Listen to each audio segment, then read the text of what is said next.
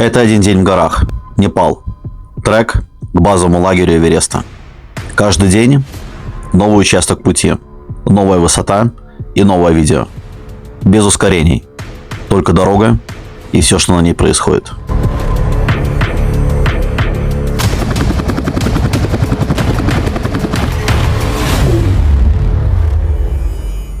Намчи-Базар – это главный перевалочный пункт для альпинистов и туристов, идущих к Эвересту. Эти барабаны здесь – неотъемлемая часть пейзажа. Они демонстрируют глубокую веру шерпов и буддистов. Для акклиматизации нам надо задержаться здесь на один день. И сегодня мы поднимемся в горы и впервые увидим Эверест. Если немного повезет, конечно. Может быть, не все знают, но чтобы увидеть Эверест, совсем не обязательно идти к базовому лагерю. Но к месту, которое называется Эверест Viewpoint, все же придется подняться. Если выйти около 8 утра, то к 3 уже будете обратно.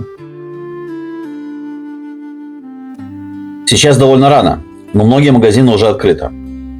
Подъем начинается сразу от центральной ступы, и идти вверх мне придется долго. По сути, до того самого момента, когда я впервые увижу Эверест.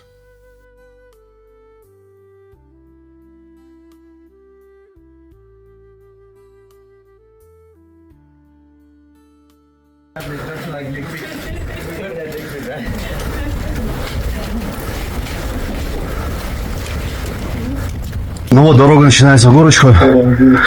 Довольно крутые ступеньки наверх. Чувствуется уже, как сердце начинает работать. Но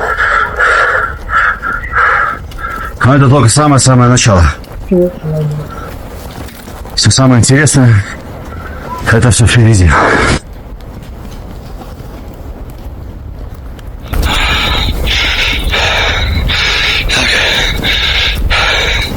Дайте отдышаться, спокойненько.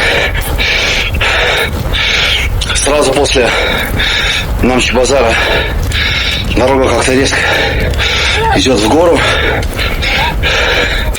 Такие крутые ступеньки. Сердце уже начинает стучать. Но это только начало. Самое интересное будет впереди. Сейчас нас обгоняет. Ребята просто какие-то монстры, конечно. Они берут по 30-40 килограмм и бегут в эту гору. Просто бегут. Ну, в принципе, отсюда уже начинаются красивые виды на снежные вершины. Ну вот, немножко отдышался. Можно начинать любоваться этой красотой.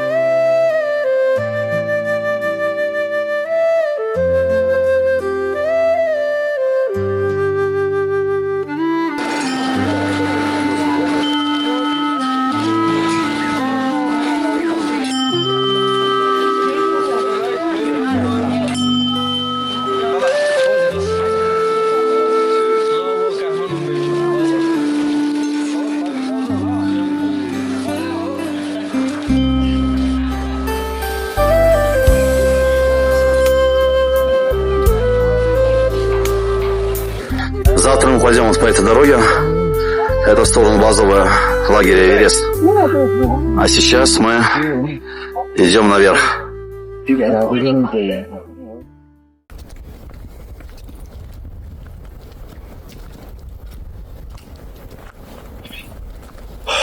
Фу.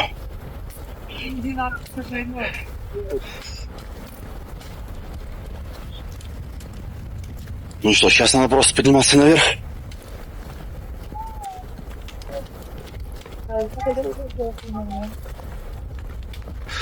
Желающих тоже довольно много. Люди впереди меня и позади меня.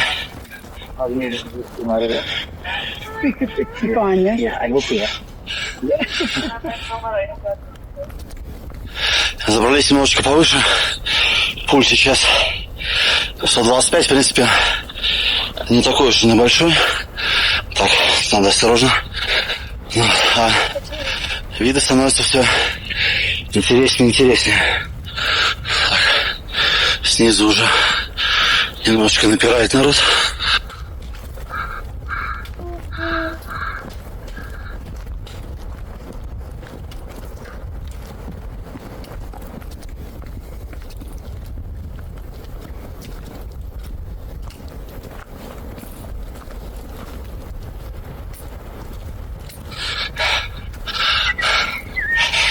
Там наверху кто-то прокричал, что уже почти на месте. Ну, похоже на то, потому что там наверху развивается такой флажок. Так что еще минут 5, и мы на месте. Ну вот и флажок. Но не похоже, что это конец пути. Это даже не совсем. То есть, вернее, совсем не конец пути. Для меня это маленький обломчик, потому что я уже не то чтобы устал, просто выдохся.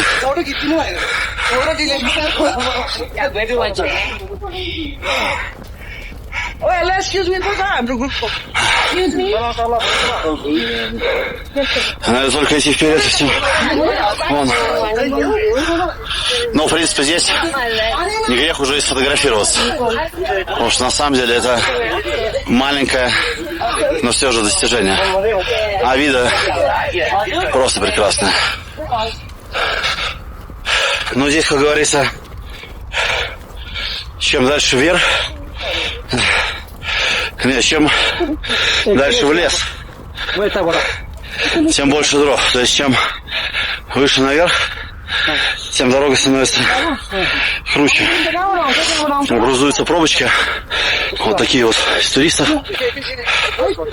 Кто-то фоткается, кто-то не может дышать. Так что образуются такие вынужденные остановки, но это хорошо. Для меня это хорошо.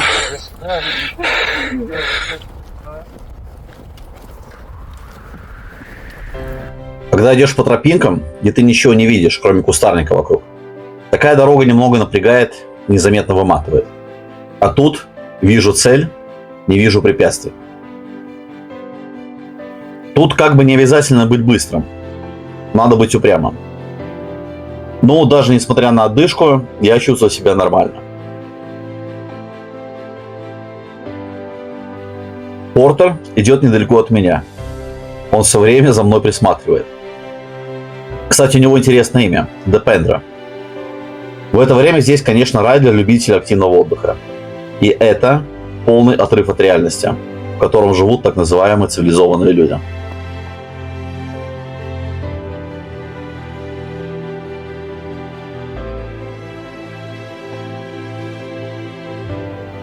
От этого места до вершины холма идти примерно 20 минут. В принципе, если передвигаться небольшими интервалами, по минуте или полторы, потом отдыхать около 20 секунд, ну может быть 30, то вполне можно двигаться вперед.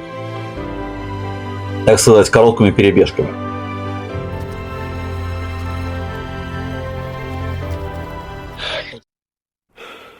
Ну вот и конечная цель этого маленького восхождения – 3860 метров. Шангоча.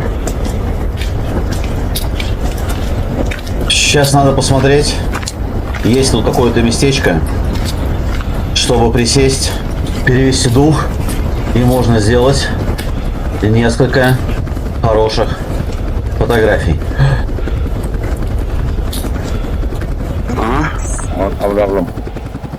Тебя-то какая? Ну, нет? Я же не знаю.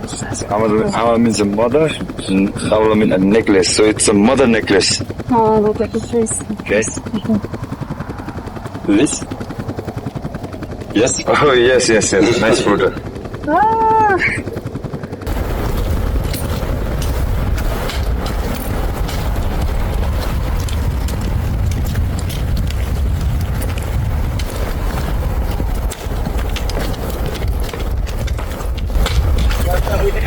Вон по той дорожке. Внизу. Мы пойдем завтра. Все дальше, дальше, дальше. На север. И так мы дойдем до базового лагеря Эверест. Ну, разумеется, дальше мы не пойдем.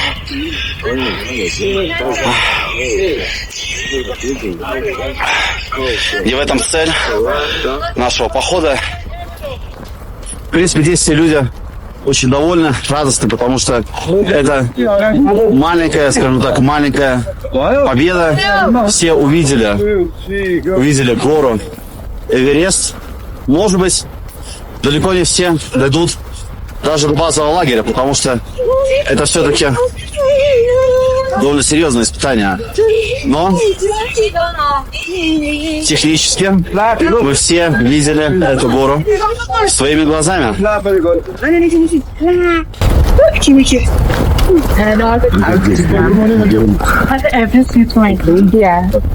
Люди один за другим потихоньку поднимаются в гору, чтобы увидеть Гималаи. И, кстати, далеко не все пойдут дальше, к базовому лагерю. Эверест прекрасно виден отсюда, но с погодой должно немного повезти. На фоне других гор Эверест не очень выделяется, только сама вершина.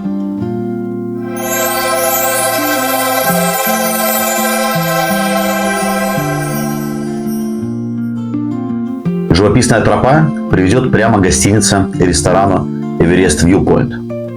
По дороге красивые виды на Гималаи, и если немного повезет, и не будет облаков. Многие, как и мы, ходят сюда для акклиматизации и панорамы.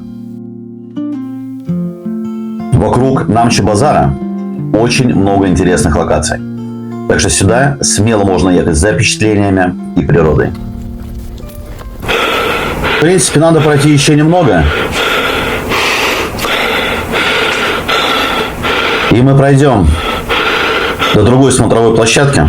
Открываются другие панорамные виды.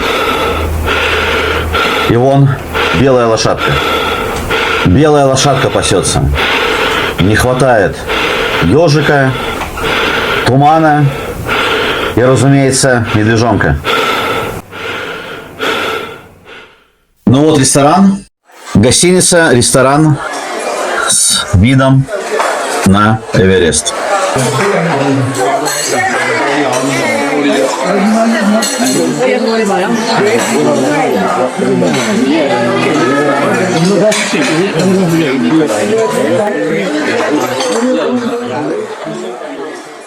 Народу, конечно, ого-го. Ого-го. Как у белой лошадки. Так что придется искать свободные места. Потому что эта усталость, она чувствуется, но сейчас она пройдет. Да, есть свободный столик. Сейчас мы усядемся и будем созерцать Гималаи.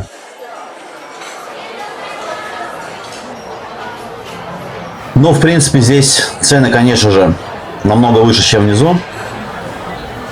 Но посмотрим. В общем, большой чайник чая примерно. Это будет имбирный чай, или ментоловый чай, или зеленый чай. Около 6 евро за чайник. Мне кажется, это нормально. Чайник-то большой. То есть завтра наша цель – это монастырь. Вон там виднеется красная крыша монастыря. А послезавтра, только послезавтра, мы подойдем к той деревне с красными крышами, которая находится вот чуть-чуть левее. Только послезавтра, а мы уже это отсюда видим. Так, ну, Эверест мы будем видеть еще на протяжении часа примерно. Так что сейчас мы идем вниз, в Намче-базар.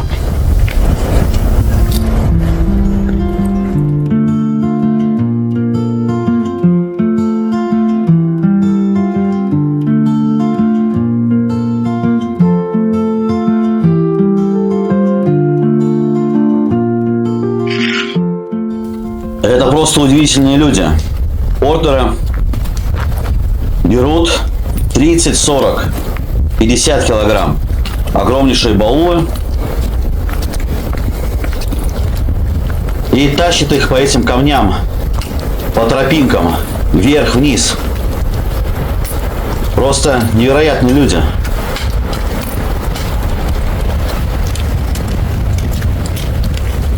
Вот какой як. Какие рогатые создания здесь обитают. Вот какой великан. Мохнатый. Преградил дорогу. Так, аккуратно, аккуратно. Когда он разворачивается, главное не быть у него на пути.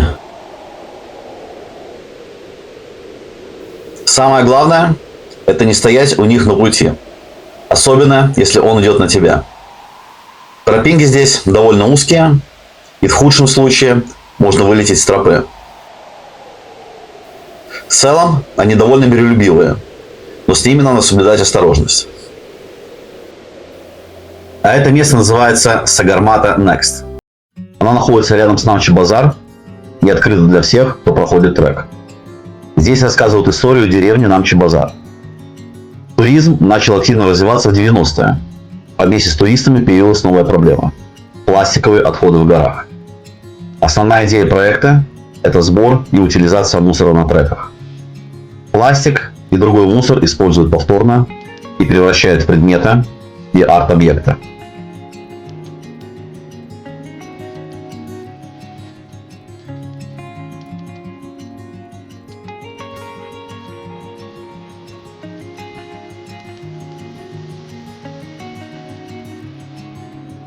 Стенды рассказывают о традициях и жизни здесь. Истории от идеи покорения самой высокой вершины и до коммерческого туризма. Кстати, большинство местных животных мы здесь видели вживую. За исключением, разве что барсов и медведей. Короткий, буквально 10 минут фильм о Непале, горах, альпинизме и жизни местных жителей.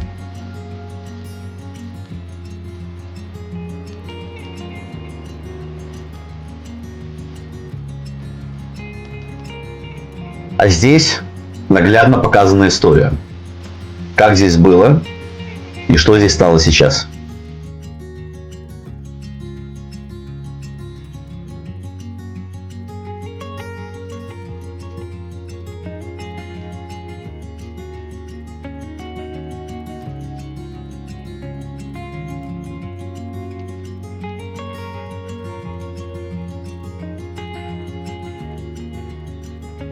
Ёпчих мать, что это такое?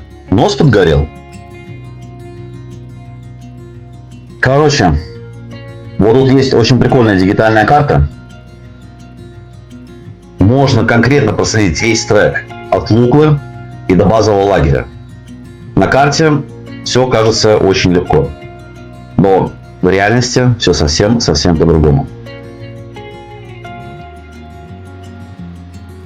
В целом, это интересное место, чтобы сделать паузу и узнать больше об этом регионе.